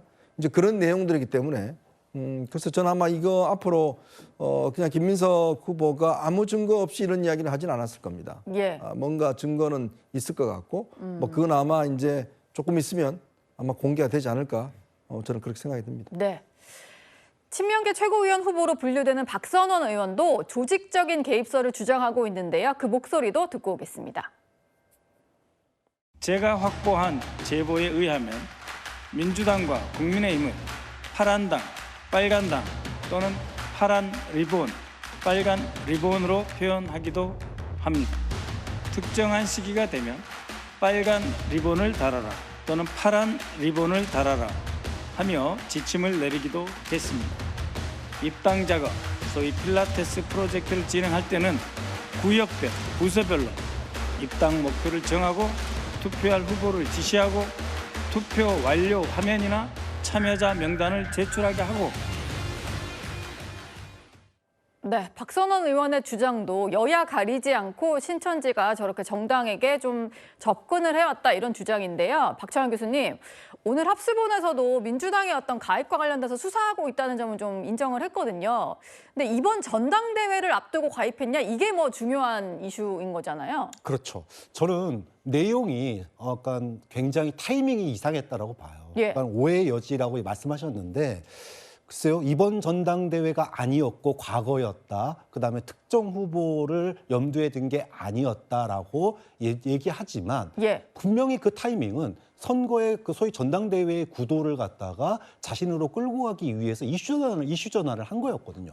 마치 이번 전당대회에 특정 후보와 연관된 것처럼 들렸습니다. 네. 모든 사람에게 그렇게 들렸는데 막상 이게 과거였다라고 얘기를 하면 과연 이걸 갖다가 그럼 잘된 선거 캠페인이냐, 전당대회 캠페인으로 옳은 거냐라고 하는 거예요. 이번 전당대회가 이재명 대통령이 뭐라고 그랬습니까? 구조적 다수로 여당이 가야 된다라고 그랬어요. 예. 그러면 김민석 후보는 이재명 대통령의 그런 방향성에 호응하는 후보라고 본인이 얘기하지 않았어요. 그럼 구조적 다수로 가기 위해서는 민주당이 앞으로 무엇을 어떻게 해야 되는지에 대한 비전을 얘기를 해야 되는데 과거에 우리 신천지가 민주당에도 들어왔었네요. 이거 얘기하는 게 구조적 다수로 가는 것과 무슨 상관이 있습니까? 예. 그렇다면은 구체적으로 과거의 통일교라든지 신천지가 국민의힘에 개입했던 것처럼 과거에 민주당에도 개입했기 때문에 이 부분에 대해서는 한번 털고 가야 됩니다라고 얘기했으면 아무 문제가 없습니다. 네. 근데 그렇지 않았어요. 마치 이번 전당대회 특정 후보와 연관돼 있는 것처럼 냄새를 피웠거든요. 그래놓고는 과거 얘기로 간다? 저는 글쎄요. 신천지 정교유착에 대해서 왜 이 구도로 굳이 끌고 가는 건지에 대해서 그게 과연 김민석 후보에게 득이 될 건지 예. 전 득될 가능성도 별로 없다고 보고요. 또한 이게 과연 민주당의 어떤 발전 소위 구조적 다수로 가는 발전 전략과 맞는지도 잘 모르겠고요. 또 거기에 걸맞는 증거를 내놓지 못하면 오히려 역풍에 시달릴 우려도 있다. 네. 그런 점에서 과연 이번 전당대회 선거운동으로 이 이슈가 맞냐? 저는 전혀 맞지 않다고 봅니다. 예. 뭐 그래서인지는 모르겠습니다만 김민석 후보 같은 경우는 오늘은 관련된 얘기를 전혀 하지 않고 있습니다. 오히려 정청래 후보가 제대로 좀 수사를 해라. 또 최민희 의원은 이런 얘기까지 하고 있는데요. 당시 뭐 당대표는 이낙연 전 대표, 송영길 의원이 아니었냐. 뭐 이런 얘기까지 하고 있습니다. 김성태 의원님. 예, 신천지를 놓고 누구 책임이냐, 누가 그때 대표였냐, 뭐 이런 공방까지 번졌어요. 그렇습니다. 지금 이제 이 본질은 이제 김민석 지금 현재 전 총리 같은 경우는 민주당 당대표를 갖다 출마하기 위해서 오래전부터 사실상 많은 준비를 했다고 봐야 되지 않겠습니까? 저는 그런 측면에서 2024년 12.3 그 비상계엄이 윤석열 전 대통령으로부터 오판이 있을 것이라는 그걸 무려 4, 5개월 전에 그러니까 이제 김민석 당시 의원이 이런 설을 퍼뜨렸단 말입니다. 예. 뭔가 여권 내에 그러니까 대통령 주변 사람들의 정보를 가지고 그 이야기를 했던 것이거든요. 그렇듯이 이번 같은 경우도 이 문제는 본인이 이번에 출마의 밴을 가지면서 전당대회 본질 같은 경우는 이렇게 반명 분열주의 세력과 신천지 연합을 깨는 것이라고 이렇게 본인이 주장하고 나왔단 말입니다. 예. 좀 그런 측면에서 이게 지난번 이제 이만희 총장 같은 경우 실질적으로 구속 과정에서 드러난 종교 유착 의혹과 그리고 이제 통일교 신천지 특검을 갖다 추진하고자 했는데 사실상 그 특검을 갖다 그때 김병기 원내대표 입장에서는 그걸 추진하려고 했는데 당 지도부에서 이 사람도 정확하게 밝히지는 않았지만 용이하지 않았다. 예. 이런 입장은 얼마 전에 나왔지 않습니까? 네. 그렇듯이 그런 걸 다 모아진다면 결국 김민석 지금 후보가 없는 이야기를 만들어 가지고 저렇게 민주당 큰 전당대회에서 저 이야기를 했을 일은 만무하다. 그렇기 때문에 뭔가 자신이 준비한 내용이 이게 한참 불이 붙고 난 이후에 클라이막스 올라왔을 때 뭔가 자신은 이 내용이 자신이 확보하고 있는 핵심적인 내용을 터뜨릴 것이다. 저는 그렇게 보고 있습니다. 예. 지금 이제 김민석 후보의 전략이 좀 잘못됐다라고 지적을 하는 목소리들이 슬슬 나오는 것 같은데 박지원 의원이 이런 지적을 했습니다. 네거티브를 할 때가 아니다. 전략을 수정해야 된다. 제2의 박찬대. 지난 전당대회에서 정청래 후보에게 밀려서 낙선했던 박찬대 인천시장을 언급을 했고요. 그러면서 정청래 후보는 피해자 코스프레를 잘하고 있다. 이게 좀 먹히는 것 같다라고 분석을 했습니다. 최지봉 교수님. 그러면서 호남에서도 정청래 후보 좀 짠하게 생각하는 사람 많다 뭐 이런 얘기를 하시더라고요. 그 박지원 의원은 그렇게 분석하는지 모르겠지만 그렇지 않다고 얘기하는 분들이 더 많다고 저는 생각하고요. 그러니까 물론 그런 부분이 없지 않아 있어요. 그러니까 예를 들면 지금 김민석 후보가 네거티브를 할 필요는 없다고 봐요. 근데 이거를 저는 아까 이제 박창원 교수 얘기하는 거 제가 생각이 다른데 예. 네거티브를 어떻게 했냐고요. 예를 들면 정청래 후보하고 연관됐던 연기를 피웠다는데 어떻게 연기를 피웠죠 대체? 저는 이해를 못 하겠어요. 아, 실명을 언급을 안 했으니까 당연하죠. 저격은 아니었다고요? 예를 들면 신천지에 대해서 신천지가 만약에 개입을 해서 전당대회에 개입하려고 하면 그런 부분들을 예방적으로 막아야 되잖아요. 만약에 예. 민주당 전당대회 하는데 그럴 가능성이 있다고 하면 그 부분에서 비판하고 그 부분을 바로잡아야 된다고 저는 봅니다. 그거는 선거의 여론을 완전히 왜곡하는 행동이잖아요. 그런 행동을 하도록 놔두면 안 되는 거죠. 근데 왜 이제 친청계라고 분류되는 분들이 왜 저렇게 막 그렇게 더 막 말씀을 하시는지 잘 모르겠어요, 개인적으로. 그러니까 이제 그렇게 생각을 하시나 보죠. 그러니까 예를 들면 그게 마치 정청래 후보를 겨냥해서 했다고 이제 생각을 하시는 것 같아요. 네. 근데 이제 정청래 후보를 겨냥한 게 아니라니까요. 예를 들면 이게 신천지가 조직적으로 뭐 이렇게 개입했다고 하는 얘기들이 나오고 있으니 전당대회에서 그런 부분들이 만약에 개입을 해가지고 전당대회 전체에 어떤 선거에 영향을 미치면 안 되는 거 아니겠습니까? 네. 당원들의 의지나 당원들의 여론이 반영되게 하는 게 전당대회 목표일 텐데 그런 부분들을 예방하기 위해서 얘기한 것이기 때문에 저는 저게 무슨 그 정청래 대표에 대해서 지적했다고 생각하지 않아요, 개인적으로. 예. 근데 그런 부분들을 고려하더라도 일정 부분 이제 이런 부분들이 논란이 되는 것이 과연 도움이 될 거냐 하는 부분은 선거 전략상으로 고민을 할 필요는 있다고 생각을 합니다. 예. 그래서 아마 이제 김민석 후보가 이 부분에 대한 뭐 증거라든지 이런 부분들을 몇 가지 얘기할 것 같아 본인이 얘기를 했으니까. 네. 다만 이제 이걸 가지고 정청래 후보를 공격하는 이럴 일은 없을 거라고 저는 봅니다. 그래서 그런 부분은 좀 분리해서 보는 게 맞다고 저는 개인적으로 생각을 하고요. 예. 그래서 이제 그것도 박지원 의원이 지적한 것처럼 정청래 후보에 대해서 동정론이 생기게 만드는 요소로 작용한 것도 분명히 있어요. 그러니까 그런 부분들이 선거에 영향을 미친다는 것도 고려해서 네거티브로 흐르지 않을 수 있도록 명확하게 신천지가 민주당에서 들어와서 뭐 잠입을 해서 어떤 형태로든 영향을 미치는 부분이 있다면 밝혀내고 그런 부분들이 이번 전당대회에서는 전혀 영향을 못 미치도록 만들어야 한다고 생각합니다. 예. 어제 예비 경선이 나온 이후에 송영길 의원은 이런 글을 올렸습니다. 열린우리당, 당이 쪼개졌던 그 아픔 때문에 초반에 과격한 발언을 했는데 이제는 원팀 행보를 하자. 뭐 그랬었는데요. 오늘 또 이렇게 지적을 하네요. 당내에서 하나의 조직처럼 몰려다니는 모습이 좋아 보이지 않는다. 친청계의 최고위원 후보 3인방이 몰려다니는 것에 대해서 저렇게 저격을 하셨습니다. 이현정 의원님. 네. 그러니까 뭐 어제 오늘 말이 다른 것 같아요. 원팀을 하려고 했는데 또 저런 모습 보면 말이 또 나오고 뭐 이러시나 봐요. 사실은 이제 예비 경선 있기 전까지만 하더라도 송영길 후보는 페이스메이커가 될 것이다. 뭐 이런 전망들이 있었지 않습니까? 근데 아마 지금부터는 아마 본격적으로 이제 본인의 좀 색깔을 좀 드러내는 것 같아요. 예. 그리고 본인은 페이스메이커가 아니라 결국은 본인이 일단 당대표가 돼야 된다. 막 이런 것들을 이제 강하게 좀 차별화를 할 수 있는 그런 상황인 것 같아요. 뭐 본인은 이제 당대표를 경험해 봤기 때문에 앞으로 아마 조금 김민석 후보와 지금 이제 정청래 후보는 또 다른 어떤 행보를 할 것 같아요. 결국 당대표를 했고 경험이 있기 때문에 당을 전체를 좀 아우르는 듯한 마치 포용하는 듯한 행보의 전략을 쓰지 않을까 그런 네. 생각이 듭니다. 어차피 김민석, 정청래 두 사람이 막 치열하게 싸우면 본인은 옆에서 다 합해야 돼, 함께 가야 돼, 원팀으로 가야 돼 이런 이야기를 계속적으로 함으로 인해서 뭔가 두 사람 싸움에서 어떤 좀 실증나고 좀 우려하는 사람들의 표를 얻기 위한 저는 어떤 전략적 행보를 지금부터 시작하지 않을까 그런 생각이 드네요. 예. 최고위원 후보들도 8명으로 추려졌는데 아주 치열한 접전을 벌일 것 같습니다. 친청계가 3명, 친명계가 5명 정도로 이렇게 추려졌거든요. 좀 이례적인 결과가 있어서 그것도 좀 짚어보려고 합니다. 친명계 후보 가운데 낙선한 2사람이 조금 특징적인 게 있는데요. 공소취소 모임에서 주도적으로 활동을 했던 박성준, 이건태 의원이 낙선을 하게 된 겁니다. 특히 이건태 의원 같은 경우는 신천지 제보센터까지 운영하겠다라고 했었는데요. 박창환 교수님, 그런저런 게 별로 당원들에게는 소구력이 없었나 봐요. 그러니까 이제 당 내에서 소구력이 있냐, 영향력이 있냐와 그래서 권리당원들과 친밀도가 형성됐냐, 이거는 또 별개의 문제예요. 예. 그러니까 이제 권리당원들의 표라는 거는 권리당원들이 내가 저 사람의 활동이라든지 예를 들어 유튜브 활동을 통해서 저 사람 잘하는 것 같아. 내 마음을 잘 대변해 주는 것 같아. 사실은 이게 필요한 거거든요. 네. 그랬을 때 소위 말하면은 표를 갖다가 쉽게 던질 수 있고 주변에도 이 사람 괜찮은 것 같다라고 얘기할 수 있는 건데 박성준 의원이나 이건태 의원 같은 경우에는 당 내의 영향력은 큽니다.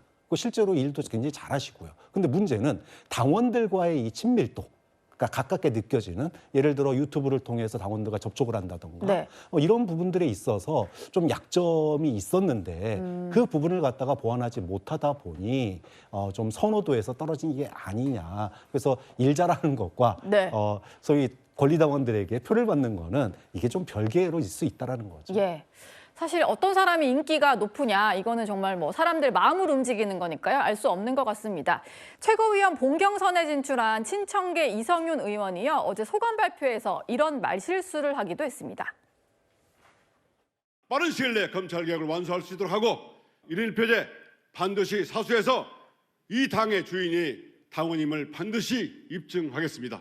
이재명 정부의 마지막 선거의 마침표 2030년 정권 교체를 반드시 이뤄내도록 하겠습니다.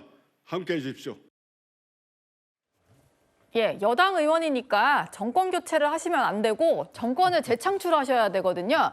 본인도 정권 재창출을 얘기하려다 오류가 있었다 이렇게 정정을 했습니다. 근데 요 틈을 놓치지 않고 박선원 의원이 이런 글을 올렸는데요. 기분이 좋다 보니까 본심이 나오신 것 같다. 현재 이 글은 좀 비공개 상태로 되어 있기는 합니다. 김성태 의원님, 물론 말실수는 할 수 있는데 정권 교체와 정권 재창출은 글자 수도 다르고요. 어쩌다가 저런 말실수 하셨을까요? 그건 말실수 아니라고 봐요. 그래요? 그러니까 치중의 진단로고 원래 본인이 한의와 기쁨 이런 때는 속마음이 그대로 나와요. 그러니까 지금 본인이 예비경선 최고위원 이게 거기서 이제 본인은 확정이 되고 난 이후에 얼마나 기뻤습니까? 네. 그런 측면에서 지금 이제 사실상 민주당은 지금 전당대회가 집권당 전당대회 그런 모습이 전혀 아니에요. 저런 정도로 지금 이제 김민석 그리고 송영길 후보하에 그러니까 정청래 당대표가 싸우는 게 아니라 이거는 분명히 현직 이재명 대통령을 상대로 나는 싸우는 것이다. 예. 그런 측면에서 이제 프레임이 사실상 저렇게 최고위원들 친청계 최고위원들과도 같이 공유되고 있는 거고 그런 측면에서 2030년 이런 다음 대통령 선거에서 정권 재창출이 아니라 지금 이재명 대통령을 바꿔내고 자신들 주도로 앞으로 정권 교체를 갖다 가져가겠다는 그런 본심이죠. 그렇기 때문에 저 내용은 제가 볼 때는 두고두고 지금 민주당이 아픈 대목으로 남을 겁니다. 네. 근데 지금 정권이 민주당으로 교체된 지가 1년이 조금 지난 상황이다 보니까 윤석열 정부 때 내내 생각하던 게 나오지도 않았을까 이런 생각도 듭니다. 지금 이런 상황 속에서요. 국민의힘 상황으로 좀 넘어가 보도록 하겠습니다. 선관위에 대해서 연일 공세를 퍼붓고 있는 장동혁 지도부가 윤리위도 다음 주에는 제대로 가동을 시킬 것 같습니다. 국민의힘 윤리위원이 한 유튜브에 출연해서 진행 상황을 설명을 했는데요. 회의 파행에 관여한 위원들이 친한계와 연루되어 있다는 취지로 말을 하면서 파장이 일고 있습니다. 갑자기 자기 못 간다 이렇게 얘기를 하니까 사실 회의를 방해하려는 거 아닌가라는 저는 의구심도 참 들었어요. 다들 바쁜 사람 아닙니까? 회의에 나온 사람은 안 바쁩니까? 당원분들 그러실 거예요. 지금 친한계분 사람들이 괜히 이렇게 위원들한테 회의를 진행 못하게 하고 있는 거 아니야? 그런 오해를 사시면 얼마나 억울합니까? 저도 억울하거든요. 단톡방에서 있었던 몇 가지 것들을 이게 지금 유출이 된 거죠, 사실. 어떤 특정 매체에서만 기사가 2번이 나간 것은 저는 좀 저희가 있었지 않나라는 생각이 드는데. 네, 윤리위원이 저렇게 공개 인터뷰를 한 것도 좀 이례적인 것 같은데 이런 얘기를 했네요. 친한계에서 의도적으로 흔들기 위한 것이 아니냐. 그러니까 일부 윤리위원이 회의 앞두고 이제 갑자기 불참을 하거나 이런 식으로 제대로 의결 정족수를 못 맞추는 일이 있었다라는 얘기입니다. 박창환 교수님, 뭐 본인이 겪은 일이니까 저렇게 주장은 할 수 있는데 저게 좀 파장이 일고 있더라고요. 네, 사실은 이제 윤리위의 국민의힘의 윤리위가 주목받는 시점이 있잖아요. 우리가 과거에 징계 정치라고 하는 걸 통해서 국민의힘이 총선 전에 사실상 뭐 두동강 나다시피 했었고 위기가 지금 또다시 이제 2차 징계 정치가 시작되는 상황에서 무슨 일인지 윤리위가 계속 연기가 되고 있어요, 사실상. 그래서 뭔 일인가 했는데 알고 보니 정족수 미달이었다. 그런데 이 정족수 미달이 왜 발생했는가? 그러면 일종의 보이콧이 있다라는 거예요, 내부적으로. 왜 보이콧이 있느냐? 지금 이거 뭔가 잘못되고 있다. 윤리위 방향이. 그래서 윤리위원들이 윤리위원장의 독단적 행태에 대해서 이렇게 윤리위 가서는 안 된다라고 지금 사실상 윤리위가 두 쪽 난 거거든요. 그럼 윤리위가 두 쪽 났는데 한쪽에서는 나와라 그런 거고 한쪽에서는 지금 이대로 가면 안 된다라고 얘기를 하는 거예요. 이 부분은 저는 좀 국민의힘의 상태를 고스란히 보여주고 있다. 왜냐하면 지난번에는 안 그랬잖아요. 지난번에 소위 말해서 한동훈 제명할 때는 그때는 윤리위가 일사천리로 가동이 됐었습니다. 그런데 왜 이번에는 보이콧 당하고 있을까? 왜 이번에는 정족수 미달일까? 결국은 지난 지방선거를 통해서 장동혁의 리더십, 장동혁 대표의 리더십이 사실상 붕괴가 되고 어떤 힘의 공백 상태가 있다 보니 윤리위도 장동혁 대표 마음대로 굴러가지 않는 거 아니냐. 그동안에 장동혁 대표가 뭐라고 그랬습니까? 당대표가 윤리위에 감나라 배나라 못한다고 그랬어요. 그런데 지금 장동혁 대표의 힘이 빠지고 리더십의 공백 상태가 생기니까 결국은 윤리위가 그 공백 상태를 고스란히 지금 보여주고 있는 거 아니냐. 그런 점에 있어서 지금 당의 리더십의 공백 상태가 윤리위에서 고스란히 드러나고 있는 단면이 그 갈등으로 표출되고 있는 거 아니냐. 이렇게 볼 수밖에 없죠. 근데 뭐 내부의 정보가 좀 유출돼서 윤리위 내부에 있었던 일들이 보도가 되고 있다. 특히 또 특정 언론으로 새어나가고 있다. 이런 주장을 했는데요. 이현종 위원님. 이 얘기는 좀 어떻게 들으셨나요? 그러면 자꾸 친한계 연루 의혹 뭐 이런 것들을 같이 얘기를 하잖아요. 저는 우선 윤리위원 처음 봅니다. 저분이 이제 윤리위원이구나라는 생각이 들었는데 윤리위원장 얼굴도 한 번도 보지를 못했어요. 한 번도 언론에 나온 적이 없고 한 번도 회의하는 장면이 나온 적도 없고 윤리위원 누군지도 모르니까 이거는 비공개다라고 해서 당에서 안 알려줬어요. 근데 본인이 윤리위원이라고 저렇게 나오는데 저분이 지금 미디어 대변인입니다. 자, 다 겸직하고 있어요. 아니 근데 보통 당의 윤리위원 같은 경우는 물론 외부 인사들 주로 뭐 어떤 중립적인 인사들 중심으로 구성되는 거 아닌가요? 근데 당의 미디어 대변인이 윤리위원도 해요. 그리고 저는 유튜브에 나가서 아니 탑10에 나오지 왜 유튜브에 나갑니까? 저희도 한번 모셔볼게요. 그러니까요. 아니, 저렇게 나가시면 탑10 나와서 자신 있게 이야기하면 될 거 아니에요? 자, 그리고 지금에 있는 윤리위원들은 한동훈 의원을 제명했던 사람들이에요. 그리고 지금 김종혁, 배현진 징계했던 사람들입니다. 근데 이분들이 친한계라고요? 아니 친한계인데 한동훈 의원을 제명을 해요? 그 앞뒤가 안 맞지 않습니까? 그리고 저렇게 나와서 자꾸 뭐 자기들 지금 조직을 비판하고 있는데 글쎄 저게 지금 정당한 저는 이분이 과연 윤리위원을 할 자격이 있을까라는 생각이 듭니다. 언론이 취재하는 거는 언론이 뭐 취재력이 좋으니까 취재하는 것이고 더군다나 오죽했으면 6명 중에서 3명밖에 안 와서 아예 의사 종족수도 안 되는 그런 상황까지 만든 것. 그리고 더군다나 또 이 부위원장이 아주 공개적으로 나서서 이런 것들도 비판하는 상황. 그거야말로 지금의 윤리위 자체가 이미 비윤리적이다는 생각이 듭니다. 국민의힘 우종환 윤리위 부위원장도 이례적으로 언론에 입장문을 냈는데요. 뭐 이런 내용입니다. 지금 이현종 위원 말씀 주신 거랑 비슷한데 한동훈, 배현진, 김종혁을 징계한 우리가 친한계랑 연결이 되어 있다는 게 말이 되는 주장이냐 이렇게 얘기를 했고요.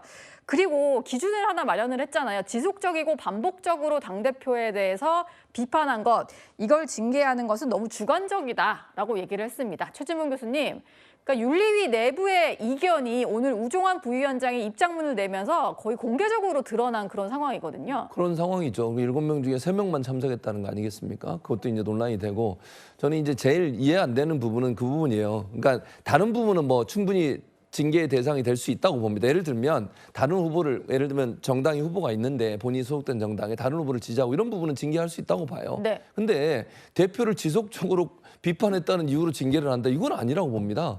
대표라 하더라도 당원들이나 의원들이 비판할 수 있죠.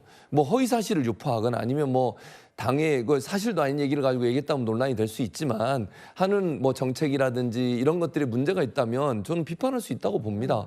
그게 뭐 반복적으로 한다고 해서 이게 문제라고 보지 않고요. 예. 그래서 그거를 징계 대상으로 삼는다는 건 저는 문제라고 생각해요. 대단히 주관적이죠. 그거는 누가 어떻게 판단할 겁니까? 이게 지속적인 건지 반복적인 건지 이게 비판이 정말 괜찮은 건지 안 괜찮은 건지 어떻게 판단을 하죠? 그거를 불가능하다고 생각해요. 그래서 이런 것들을 빼야 된다고 생각. 징계를 하려면 명확하게 정말 당원과 또는 뭐 그 당원 당규에 문제가 되거나 위반됐을 경우에 한해서 징계를 해야 되는 것이지 자유롭게 의원들이 대표나 아니면 당 지도부에 대해서 비판적 입장을 내는 거 가지고 그것 때문에 문제가 돼서 뭐 그걸 징계를 한다? 이거는 받아들이기 어려울 부분이라고 생각을 합니다. 예. 지금 뭐 윤리위원 한 명이 사퇴를 해서 6인 체제가 된 것 같은데 오늘 저렇게 유튜브에 출연한 미디어 대변인 같은 경우는 다음 달에는 징계의 결론이 좀 나올 것 같다라고 얘기를 했습니다. 강전현 대변인님. 뭐 의결 정족수 어떻게든 만들어가지고 윤민우 위원장이 결론을 좀 낼까요? 저는 뭐 윤리위원이 아니어서 잘 모르겠습니다만 다음 달 안에 윤리위의 결정이 나올 수 있을지는 좀 의문입니다. 지금 어쨌든 윤리위원 중에서 일부 같은 경우에는 불참을 했고 그리고 정경호 대변인 입장에서는 일부러 불참한 것 아니냐 이것은 방해하려는 의도 아니냐라고 이야기를 하는 만큼 그렇다면 뭐 일부가 사퇴를 하고 또 새로운 위원을 선임하고 이런 과정들도 필요하지 않은가 생각을 하는데요. 예. 근데 개인적으로는 지금으로서는 조금 아까 우리가 다뤘었던 어제 합수본에서 드러난 이 데이터 조작 사건, 선관위 데이터 조작 사건이라든지 그리고 민주당에서 오늘 보안수사권 완전 폐지에 대해서 당론으로 의결을 한 부분들 이런 것에 대해서 저희 국민의힘이 국민과 함께 싸워야 되는 시기라고 생각을 하거든요.